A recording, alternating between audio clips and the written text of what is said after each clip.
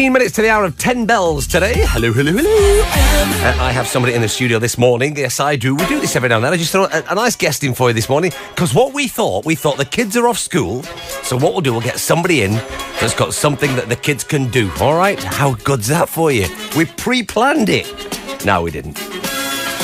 Right, so I'm going to introduce into the... let me just turn your mic down. So I'm going to introduce into the studio a young lady by the name of Miss Corine Timmer. Good morning, Corinne. Hi, Si. How are you? You all right? I'm good, thanks. Nice to see you. You too. Nice to be here. Your T-shirt matches your book. Sorry? Your T-shirt matches your book. Yes. Very good. Right, Corine Timmer is an author. Where are you originally from, Corinne? I am from Holland originally. Okay, your English is absolutely perfect. I lived in England for a while. Excellent. And I've got English sister-in-laws. Okay. Yeah. Language-wise, Dutch, English, Portuguese? Yeah, Portuguese, not so good, but getting by, yeah. As we Fluent all do. in Dutch and English, yes. So, originally from Holland, you have a book out. You've written a book recently. What's the book called? It's called Djabali's Journey. Djabali's Journey. Who is Djabali? Djabali is a wild boar piglet, and he's the main character in my book. Okay, why a wild boar piglet? I went on a journey to Spain. I go every summer to visit some friends in the south of Spain, and I kind of go off the motorway on little roads, dirt tracks. Best way to go sometimes. You find the best things, yeah. And on a little back road just south of Seville, I had to stop the car because a little baby boar crossed the road. Okay. And the car coming the other way had to stop as well.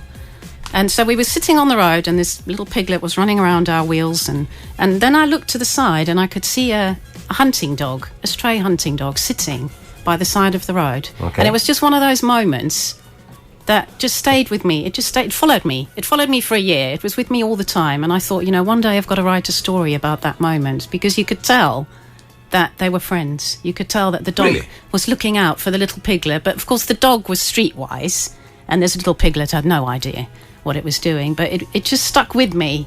And I thought, one day I've got to write a story about that, but we all say that sometimes. But then I thought, I'm actually going to do it now. No, I've done the same thing. As stupid as it sounds, right? I'm going to trademark this. Because I'm saying it on the radio, it can come back. This is my trademark now.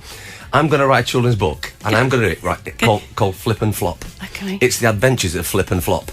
How good a book will that be? Because it's two characters, Flip and Flop, who go around the world.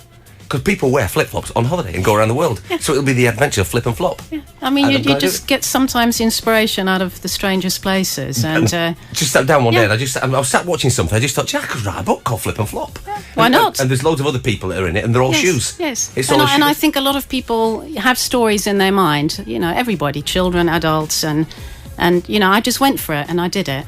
Okay. So when did you go to Spain and see that?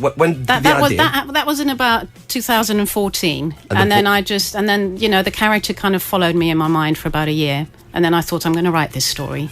I wrote it. In that year thinking about the story? The whole time. No, the piglet was... Yes, also. Actually, yes. Just driving around, when you sat on your own quietly, and you think, that could happen. But that moment was in my mind, and it just followed me everywhere. So I thought, I'm going to just write it down. I'm going to write this story. And the story actually was very easy for me to write.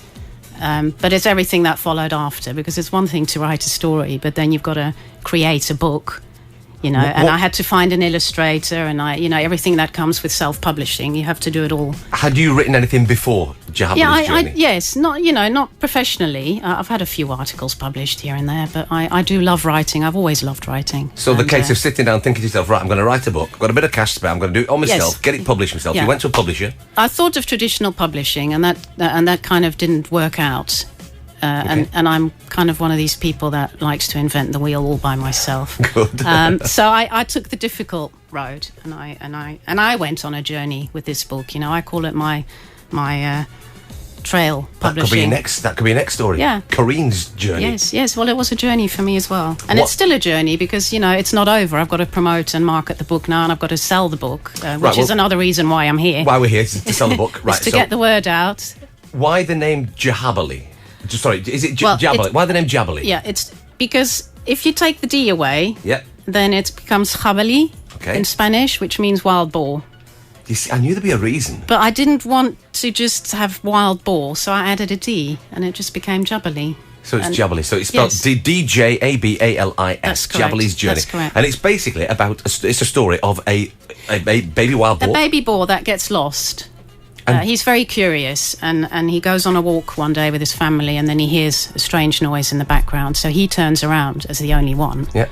And I won't say what happens exactly, but he gets lost, and then he goes on a journey. Did the butler do it? And did the butler do it? Did he? And then he meets this stray dog, and he meets a magpie, and they all help him find his way back home. So the theme, even though it's animal characters, the theme is very universal because it's about following your instinct. But kids love all that. It's about courage, and it's about empathy because, of course, these other creatures that are species, unknown to him, help him find his way back home. You see, it's the book itself is aimed at, you say, 5 to 9 year olds. 5 to 9 year olds. It's a family book as well. It's definitely a family book. Yes, it's some of the text is a little bit difficult, but I did that on purpose because I think children don't need to understand every single word. No, they don't. So when you're reading it aloud, yeah. They just need to listen to the words. And hopefully fall in love with the story. And then I've got a glossary at the back of the book, which helps with the words that they don't know. And I've got factual back matter about the species and places in the book as well. So it's a story with a little bit of an encyclopedia at the end or whatever. Yes. They can sort of check out and just go, that's the reason why that magpie does that and that. Yeah, Brilliant. It's an extended storybook because, picture books these days, the text is getting shorter and shorter and shorter. Yep. The average these days for a proper picture book is like 500 words. And this is just under 2,000 words, so it's an extended storybook. So it's a proper story. It's not like a book you would sit down on with your child on your knee and read in 5 minutes. You can in 14 minutes. I can read it. What happens. It takes me 14 minutes. I bet you can read it without looking at the book. Yeah, but I think it's a lovely story to read together. Okay, and it's also good for children for reading comprehension at schools and reading helps. Yeah. Again, because at the minute, the way the world is going, children are not reading as many books as they used to. We were brought up on books. I mean, I'm 50 next, and we did books. Yes. You were in different levels of grading for your reading. You were in the top level, bottom level, but we read books. It's true. This day, they don't read books. I don't feel they read books. Yeah, but it's not going out of the world entirely. I think it'll come back. But it depends on what parents do with their children as well, and what teachers do. Everything comes back round, doesn't it? Everything comes back in fashion. Yes. So who did the illustrations in this book? The illustrations are by a lady called Cristina Munoz. Portuguese? She's Spanish. Okay. Because my story is set in Spain. Okay. So I just basically went online and searched for illustrators. And the first person I landed on in an online search was Cristina Munoz, and she grew up like 5 kilometres away from the place where I met this wild boar. Again, it all ties itself together. So I thought, that's it. I'm not looking anymore. It's got to be her. Right. So and so she did, and they're watercolour illustrations. So also, I've got on here something about a QR code. What's all this about? Because I understand what a QR code is, but how does it work in a book? Yes. So on the back cover of the book, I've got a QR code, and it includes the Spanish audio narration of the story, so that's a freebie that I've thrown in there, and that was recorded by a professional. How do you call them? The voiceover artist. That's professional voiceover artist in being one in Spain. In Spain, Javier Serrano, and it includes some animal noises as well in the background. So it's all very well done, isn't it? You've not scrimped and scraped. You've gone full on. It's been a big journey. I mean, it's taken me 3 years. Okay. Yes. So promotion-wise with the book, we're not just doing on the radio. What else are we doing promotion-wise? We're going to where to promote this book? We are going to schools. Yes, I'm doing school visits. The first one is starting tomorrow at KSI School in Oljau. It's an international school, relatively new. And I'm going to read my story to the children and do some activities with them tomorrow. And I'm open, to go to other schools as well. If a school is interested in not promoting the book, but making kids aware and having an author of a book go in, you're quite willing to do that. Yes, I'm happy to talk, about my book journey. I'm happy to talk about things that happen in the book, about the environment that the characters are in. Yes. Okay. Right. The difficult bit now, it's just the ending bit, because we have a website, don't we? Yes, we do. The website's quite. If you're an English person, it's quite a difficult word to spell just over the airwaves. So, how would you pronounce that? It's Bica de Ideias. Right, which is basically Bica, BICADEIDEIAS, and the translation of that means fountain of ideas. Correct. So if you are aware and you've got children that live in Portugal and stuff, they will know what Bica de Ideias means. Is that the website? www.beakerdedeish.com. That's correct. Okay, well, we'll put that on our website for people to sort of know about that.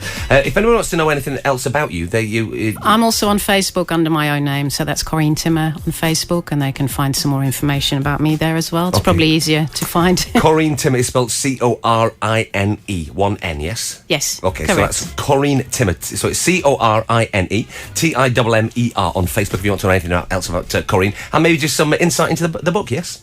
Yes, well, what I'd like to say, which is interesting for me about, writing the book being a journey for me as well as my main character, is that my main character actually accepts help that's offered to him along his journey. So he accepts the help from the dog, and he accepts the help from the magpie. This is Djabali, yeah? This is Djabali, and that's interesting for me because, I normally turn help down. I tend to want to do things my own way all Very the time. Very independent, I can tell. Yes, but it doesn't always help you get to your destination.